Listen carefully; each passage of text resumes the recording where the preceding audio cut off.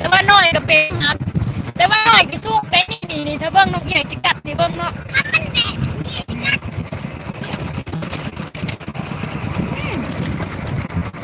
น่านสุกแรงหวานอีกได้ทุกคนหวานอีกได้ลูกทุนไรจะกีบเลยดอกเพราะว่ามันน้อยเองเนาะมันก็เป็นขายนะจังใดก็ขอกำลังใจนี่เด้อทุกคนปลูกบักม่วงหวังว่าสิได้ขายก็บ่ได้ขายนี่แหละเนาะวาสนาน้องอีหยังก็พอได้ซ้ำนี่แหละทุกคนพอได้ซ้ำนี่แหละก็สิบ่ได้หลายบ่ได้ทำได้ขายน้ำมูเนาะมันน้อยโพดนั่นน่ะแต่ว่ามันก็สุกมันก็หวานนั่นน่ะใหญ่สุดแล้ววะนี่ใหญ่ชุดเลยเนี่ยรู้ว่ากินเล็กกันบ้างเพื่อลดทางนานกันหมดขึ้นนี่หัวเตาอันนี้เอาไหมอันนี้ติดรถนี่สุกแดงแห้งนั่นกินพิซซ่าเดี๋ยวไปซื้อให้กินกับแทนคุณมันบริเป็นอันตะขาเนาะลูกแบบนี้ไปลูกปุ้ยบ่มีเงินซื้อเรากินกับบักมูนี่ละเขาก็ได้ให้แน่มีบักมูลายมากน้อยก็ปัดอยู่พี่น้องเอ้ยบริขายหมูบริทึนได้ฮอนไอ้ยังเนี่ยลูกทึนจุดนี่เด้อทุกคนแดงอยู่โอ้น่าอร่อย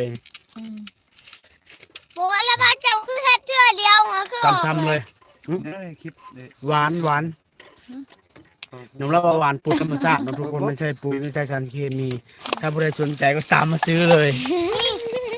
เนื้อแดงคิดแบบปะน้องคิดทับทุบทัวนี่เป็นเลยโอ้แจกแดงมากทุกคนเบิ่งเอาบักแดง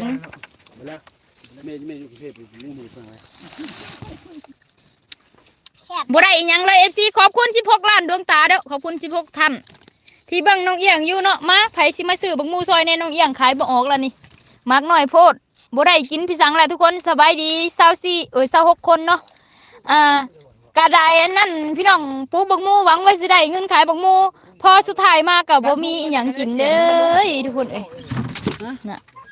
บ่ได้อีหยังได้แต่เมื่อกินนี่แหละแต่ว่ามันก็สุกดีเด้อพี่น้องเด้อนี่เนาะรับรองว่ากินสุกแน่นอนเนาะสบายดีขอบใจหลายทุกกำลังใจเนาะน้องเอียงก็อยู่สวนพี่แหละปลูกบักมูทิ่มไว้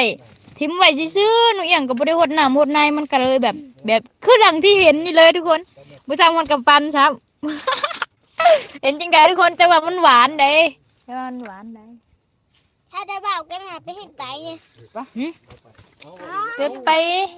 คือบ่ต้องได้สูตรเลยงานร้ายแล้วที่ไรบ้างว่าอย่างมันอยู่งานนึงนะมันหัดเราจะโตนนั่นอย่างแล้วจะขึ้นไปฮอตทูเลยยังตัดงาตัดปลายมันถึงทักทายสบายดีเด้อสบายดีขอบคุณหลายๆเด้อขอบคุณหลายๆทุกกำลังใจเนาะมาซื้อบักมูซอยน้องเอียงเนี่ยนี่ยังหลายเชียวอยู่คงสิบ่ได้จักพันดอกพี่น้องเอ้ยแตงมูนี่น่ะถ้ามันงามออกลองแปะหน่อยแห้งทุกคนเอ้ยส่งสิบ่ได้ค่ะฮอดบ่เป็นขายซ้ำทุกคนนี่น่ะพอได้แต่กินแต่ว่ามันสิหวานแห้งนะทุกคนแน่นี่น้อยแต่ว่าหวานแห้งเอาอันนี้ไปลอกเก็บน้ำชุดทองพุ่นที่ต่อนะ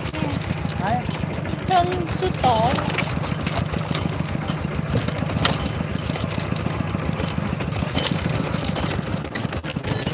สบายดีทุกคนสบายดีเด้อ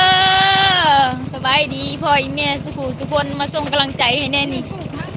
มาเสือบักมูซอยนี่พอได้คืนนี่น่ะพอได้เลยนี่เดี๋ยวพี่เป็ดพ่อมันตาจะมีลูกไปชุดไม้ที่ห้านี่หัวเยอะ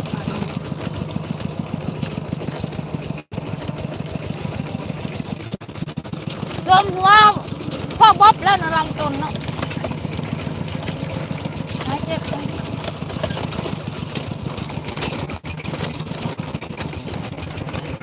สบายดี